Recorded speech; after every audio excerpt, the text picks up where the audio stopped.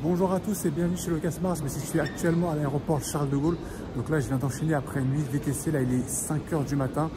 On s'apprête justement à embarquer en direction de Londres. Donc on va prendre le vol qui va nous amener de Charles de Gaulle à Londres à 7 h 10. Et donc là, on se dirige en salle d'embarquement.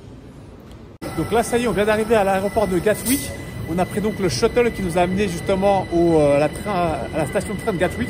Donc là, on attend le train qui va nous amener justement à Victoria. On a pour une vingtaine de minutes et on arrivera directement en centre-ville de Londres. Donc là, il est 9 h heure anglaise. On a pris l'avion à 7 h heure française. On se situe actuellement sur le quai de la gare Victoria. Donc là, on va aller en direction de Camden. Donc là, on se situe devant la station Victoria. On vient de sortir de la gare et donc on se dirige en direction de Camden. On peut voir derrière nous justement les fameux bus rouges londoniens. C'est assez sympa. Et la station de métro juste derrière nous aussi également. Donc là, on se situe devant Camden, la station de métro. Donc on sort du métro et on va donc visiter ce quartier qui est un joli quartier où il y a des très belles boutiques à visiter ainsi que du street art. Donc on peut retrouver notamment ce genre de boutique assez atypique. Donc là, on se situe au cœur de Camden. Donc c'est vraiment une très belle galerie marchande. On avait derrière nous un food market. Et ici, c'est vraiment une galerie marchande, aussi avec quelques stands de nourriture, mais c'est vraiment plus commerçant qu'autre chose. Et donc, c'est vraiment super joli avec les petits parapluies là qui nous abritent. Et la baie vitrée au-dessus, c'est vraiment très joli et très lumineux, quoi. Donc là, il est 11 h 30, on s'est arrêté à Camden, au Camden Market.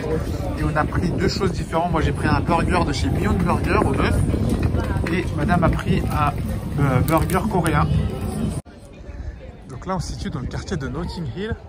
Juste là, dans cette maison, juste devant nous, on a la maison où George Orwell a vécu, notamment dans les années 30.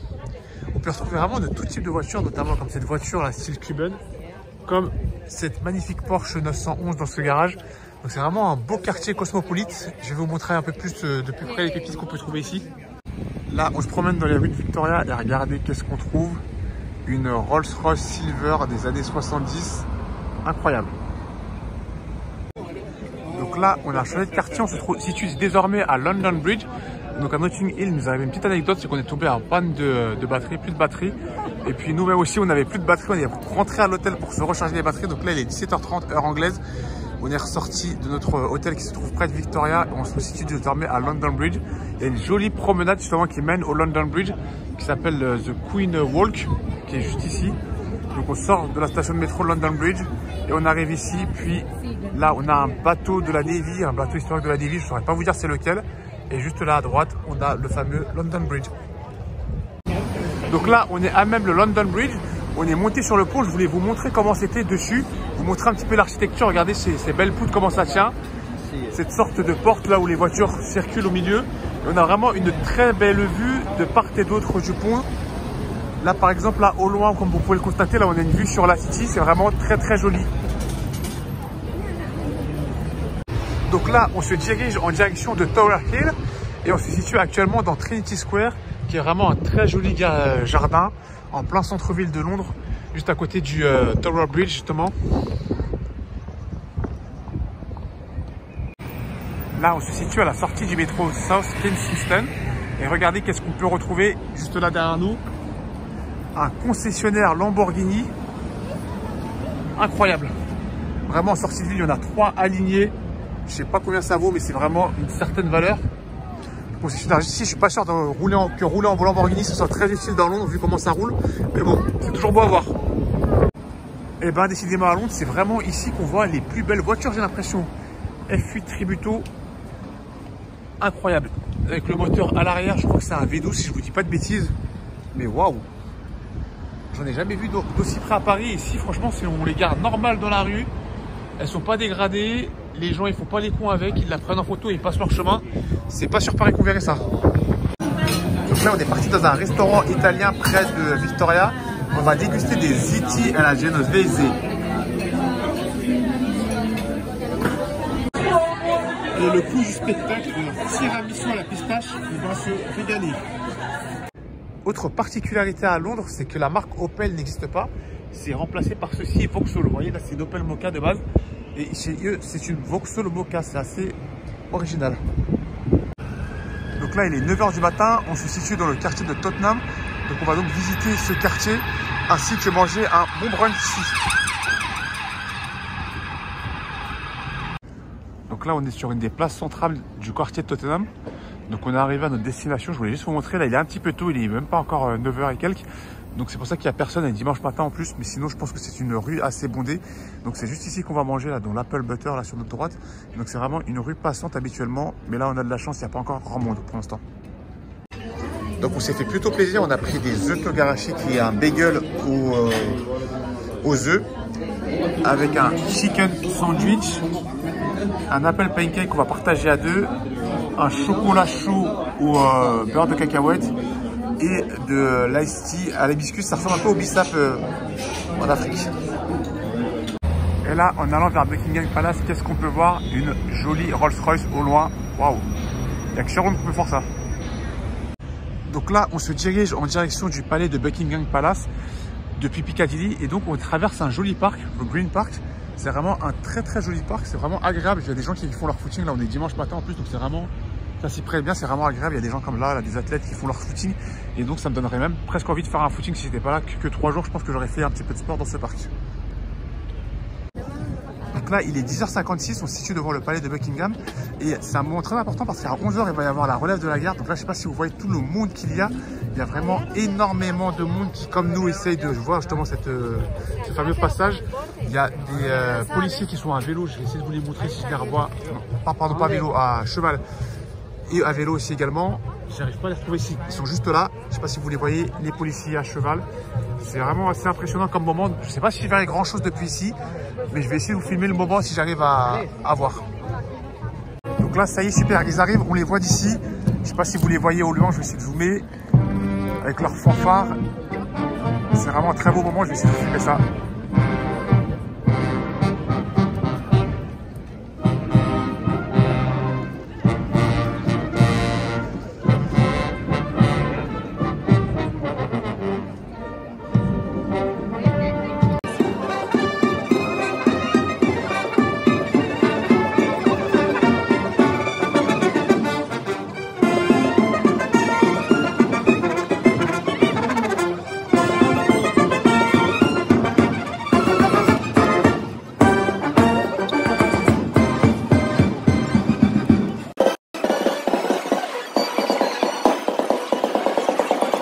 Là, on peut voir au loin, escortés par les policiers, les anciens gardes donc, qui s'en vont du palais.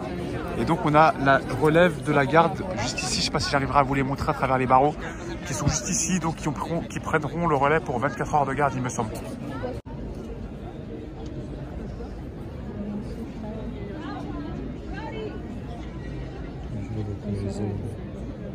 Là, j'ai de la chance, j'ai réussi à m'approcher. Et voici l'entrée du palais de Buckingham. C'est vraiment impressionnant vu de près. Là, on peut voir la garde royale vraiment au premier plan. On a vraiment de la chance. Donc là, on s'est un petit peu éloigné. C'était juste pour vous montrer à quoi ça ressemble du coup le palais de Buckingham en entier. Donc voilà.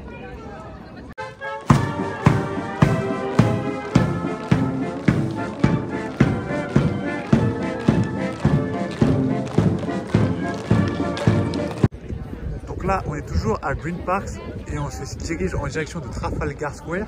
Je voulais juste vous montrer la vue qu'on avait dans ce parc. C'est vraiment très très très joli. Très naturel en plus, avec le lac au milieu. C'est vraiment joli. Et là, au fond, là tout au fond, on a le palais de Buckingham qui est juste au fond là-bas. Donc là, on est arrivé à notre destination. On va justement visiter la boutique M&M's. On est dans un très beau quartier. Il me semble que c'est Trafalgar Square ici. Je ne vais pas vous dire de bêtises, mais il me semble que c'est ça. Et juste ici, en face, devant, on a Chinatown qu'on va visiter juste après. Donc là, à travers ce mur, on peut voir l'évolution de la marque M&M's. C'est du packaging justement au fil des années. Je ne savais pas que c'était aussi vieux que ça. Ça a commencé vers 1954. Alors, regardez comment justement ça a évolué, les dessins, le design. Je vais vous montrer la boutique un peu plus en détail, mais juste pour vous montrer un petit peu voilà, les différentes campagnes de pub qui ont marqué du coup la marque M&M's. Donc là, on est descendu au premier sous-sol et vous voyez le mur de M&M's. C'est vraiment l'un des plus grands murs de bonbons que je pense que j'ai jamais vu. Il y a vraiment tous les goûts, tous les parfums, toutes les couleurs. Là, ici, c'est les chocolats noirs avec différents types de couleurs. Après, chocolat au lait. On a les Crispies juste ici. On a les Skittles, donc des bonbons. On en a d'autres qui sont brownies, d'autres caramel au beurre salé. Franchement, il y a vraiment de tout pour tout le monde, pour tous les goûts. C'est pas donné, c'est 2,99 € le 100 grammes, 29 € le kilo. Mais bon, si on reste un petit fantaisie, ça peut être sympa.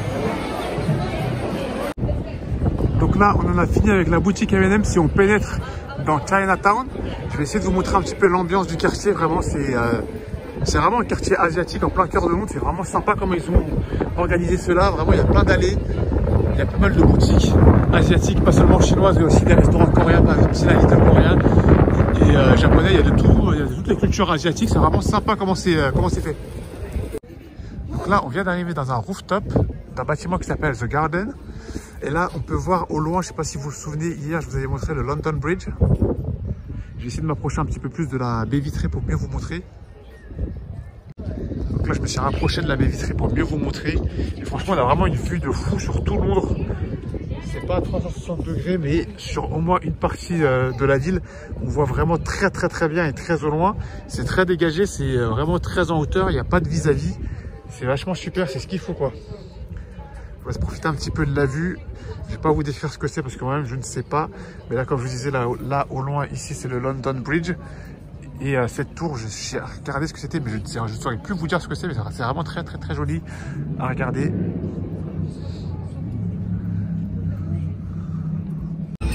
Donc là, on a repris le métro et on se situe à Westminster. Comme vous pouvez le voir, on peut voir ici le London Eye. Et juste derrière nous, la grande tour Big Ben. Très impressionnante de près, qui a été refaite récemment. Donc juste là au long, on a l'abbaye de Westminster et juste à côté, donc on a Big Ben qui a été entièrement rénové, comme vous pouvez le constater. Donc là, on est dans le quartier de Arsenal. Il est 16 h, on est dimanche. Il y a Arsenal qui doit jouer à 16 h 30 heure anglaise contre Aston Villa. C'est un match super important pour le championnat. Donc là, on peut voir la ferveur des supporters qui se dirigent tous en direction du stade. Nous aussi, on va aller aux abords du stade et on va sûrement se regarder le match dans un petit pub anglais à côté. Donc là, on se situe aux abords du stade. Donc là, on est vraiment devant l'entrée du stade. Donc nous, on va essayer de se trouver un petit endroit où on pourra regarder le match. Mais regardez-moi tout ce monde-là qui se dirige justement en direction du stade. C'est impressionnant. Donc là, on est vraiment arrivé sur le parvis de l'Emirates Stadium, ce qu'on peut voir juste ici sur notre gauche. Ce qui est bien, c'est qu'ils ont vraiment fait des petites affiches pour rendre hommage à leur légende. On peut voir notamment Patrick Vieira juste là devant nous, Dennis Bergkamp et bien d'autres. C'est assez impressionnant, si rien au plus loin. C'est vraiment impressionnant franchement comme ambiance. Des chants de supporters qui chantent justement Arsenal est champion, etc. C'est vraiment impressionnant. Donc là, on est juste devant l'entrée du stade et on peut voir une grande fresque avec les légendes de l'équipe féminine ainsi que les légendes de l'équipe masculine. Et tout ce monde, tous ces supporters qui se dirigent justement vers le stade, vers le match. Donc là, on se situe toujours aux abords du stade. C'est posé dans un bar latino où on regarde le match justement. C'est quand vous demandez des cocktails sans alcool, de base, vous cherchez vraiment un pur pub anglais. On n'en a pas trouvé avec de la place, donc on s'est posé ici. Mais ça va faire quand même une bonne expérience d'être dans un bar latino aux abords du stade. Ça peut être sympa aussi. Donc là, c'est la fin du match, défaite de Arsenal du coup 2-0. Je vous avouerai que ça m'aurait fait chier qu'ils gagnent, étant moi-même un fan de Manchester United. D'ailleurs, j'ai sorti mon maillot pour l'occasion. Regardez sur quel type de pépite on peut trouver en pleine rue. Une vieille Jaguar, je ne connais pas le nom du modèle. Si jamais vous l'avez, laissez-le moi dans les commentaires. Regardez-moi ça, franchement, cette voiture vraiment très bien conservée. Je ne sais pas si elle a été restaurée ou non, mais en tout cas, elle est vraiment très bien conservée. On dirait vraiment une voiture d'époque. Waouh, incroyable.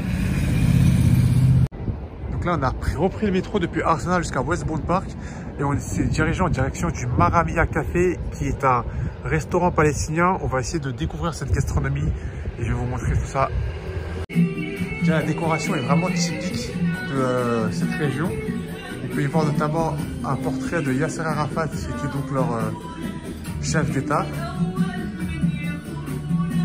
C'est vraiment une décoration très locale.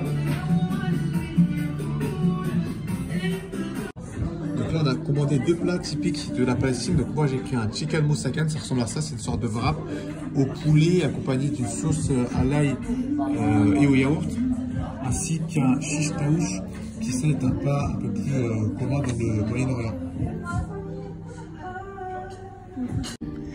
Et donc en dessert, on a pris des baklava, qui sont des pâtisseries typiques du monde du Moyen-Orient. Alors là, aujourd'hui, on a un beau temps londonien, mais regardez-moi ce qu'on retrouve. Une Lamborghini, je crois que c'est une Huracan, si je vous dis pas de bêtises. Garée comme ça, en pleine rue, dans le quartier de Victoria. Incroyable, avec les vitres teintées. Est-ce qu'on va voir le moteur V10 à l'arrière? Je suis pas sûr, je vais essayer de voir. Ouais, on le voit un petit peu, le moteur Lambo, incroyable.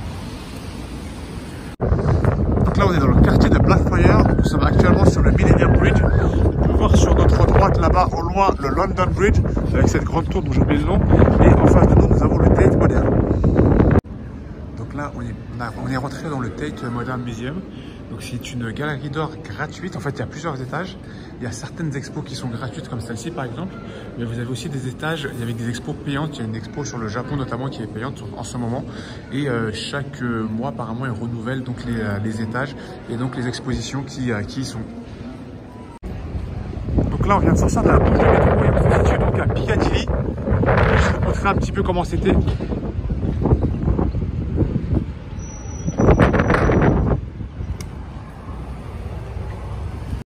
Donc là, on sort de la station métro Piccadilly Line et regardez ce qu'on nous offre. Une petite glace Magnum, il y a une opération commerciale, on peut prendre des photos sur ce banc avec des messieurs déguisés en Magnum, c'est super marrant. Donc là, on s'est arrêté à Poppy's, qui est une célèbre chaîne fast-food qui font des fish and chips notamment. Je vais vous montrer un petit peu l'ambiance du restaurant, c'est vraiment vintage anglais, c'est vraiment assez sympa, c'est vraiment un petit pub local quoi. Donc on s'est arrêté à Effort qui est une boulangerie chinoise qui propose du coup des fluffy pancakes. Comme celui-ci, là on a pris des fluffy pancakes au Nutella et au Kit Kat. Donc là on est toujours dans le quartier de Chinatown, donc on s'en est écarté un tout petit peu. On voulait de base se prendre un chocolat chaud à Vinci, mais ils en font plus. Ils avaient vraiment un chocolat chaud qui était super compact, très chocolaté, mais ils en font plus. C'est seulement l'hiver et donc ils ont arrêté. Et donc du coup on s'est rabattu sur cette boutique Elan London où ils ont fait un magnifique chocolat chaud. On va se déguster à deux. Donc là il est bientôt 15 h, on s'apprête à reprendre le train à la station Victoria justement en direction de Gatwick. Donc là ça y est, bye bye London, on arrive en direction de l'aéroport. Donc ça y est, là c'est la fin, on se situe toujours dans la gare de Victoria. On s'apprête à prendre le Gatwick Express qui va donc nous amener à l'aéroport de Gatwick. Il faut compter une trentaine de minutes pour y arriver. Là il est à 15 h 20 bientôt. Donc d'ici 16 h on sera arrivé à l'aéroport de Gatwick et notre vol est pour 18 h. Donc là il est 17 h 10, on se situe à l'aéroport de Gatwick. Donc on s'apprête à embarquer donc, dans notre vol qui va nous amener à l'aéroport Charles de Gaulle qui doit décoller à 18 h 10. Donc franchement ce voyage à Londres a été court mais intense. 3 jours, je trouve que c'est ce qu'il faut, mais ça passe assez vite. On n'a pas eu le temps de se reposer, on n'a pas eu le temps de tout faire non plus. Et c'était vraiment une bonne expérience. Pour moi, c'était la première fois que j'allais à Londres. Et du coup, je serais bien tenté d'y retourner et visiter justement les quartiers que j'ai pas pu visiter. Et si possible, retourner et voir un match de Première Ligue, ce serait vraiment le top. Donc ce sera tout pour cette vidéo. On se dit à la prochaine vidéo. Et n'oubliez pas, avec le casse-parc les malins. C'est l'équipe, ciao.